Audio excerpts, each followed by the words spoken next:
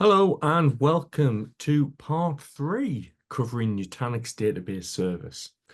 Now, if you come into this directly and you've missed part 1 and part 2, please refer to the links in the description below, watch part 1, then watch part 2, and then come back to this part 3. In this video, I'm specifically going to be talking about how to patch the database engine. And for this example, I'm going to be picking on Microsoft SQL Server. So without further ado, I'm just going to, again, log into the NDB console. All right. Okay. So just like we did in part 1, we created a software profile. Now, software profiles or software profile versions are created in NDB to support patching of SQL Server database server instances. So a software profile version can be created by uploading a Microsoft SQL Server update executable. The update can then be used to patch other database server VMs or when provisioning new database server VMs with the updated software profile. So you've probably guessed we need to go into profiles. Now, this is the original software profile that we created. So I'm just going to select that and then click create. And then simply I'm going to give it a name. So I'm just going to go, let's go with KM MSSQL 2016. And then we'll just call it a service pack 1. Now the file share will be, obviously this is an internal path. You won't be able to access that. And then we'll try B. Then we'll put the password in. And that'll do. Oh, no, that will not do. Nutanix, okay. And then we can click create. Now again, it's asking us to pop into the operations. And once again, you know the drill. I'm going to pause the video and then we'll come back when that's all done.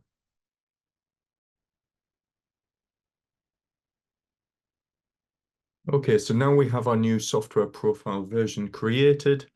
So if we go back into profiles, and then if I go into there, and then you can see the new profile version there. Now, if I click update,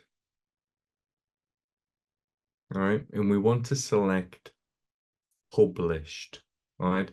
So after the successful profile creation, we must publish the profile to make the profile version visible for updates. So once we've got that published, and then we need to select the box by publishing this version of the software profile, and then we'll click next, and then click update. So the profile version has been successfully updated. It's now published. So before we do anything else, let us just go into the remote desktop of the database VM.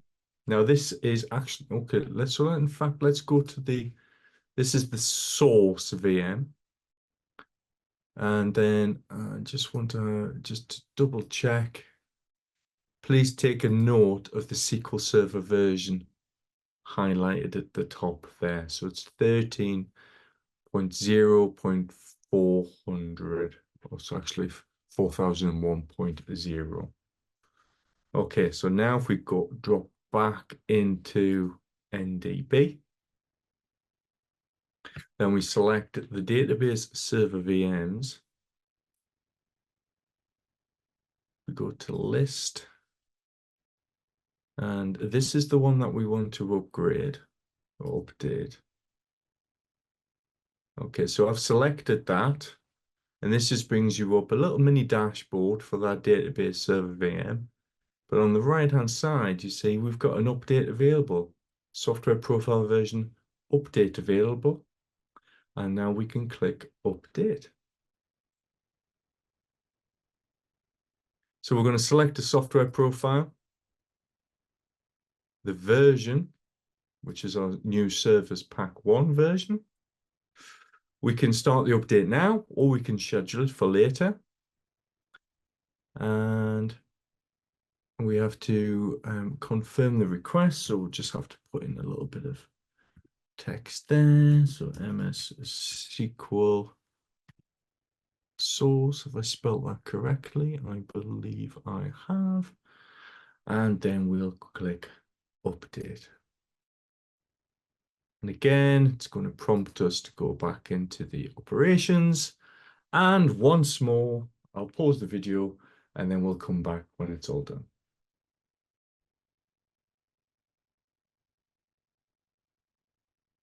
Okay, so we've now finished patching the database. Took about 10 minutes in this demo environment. So what we're going to do, I've connected remote desktop into that server. We just need to run up the SQL Server Management Studio, which is there. So this will take just a couple of moments to spin up. And once we're into SQL Server Management Studio, and we've logged in, of course, please take note of the version number there. So we're now at 13.0.4574.0. So we have successfully updated the environment. Now that concludes the video series. So just as some takeaways, so existing databases can be quickly onboarded into NDB, turn them into templates. Existing brownfield databases can also be registered with NDB.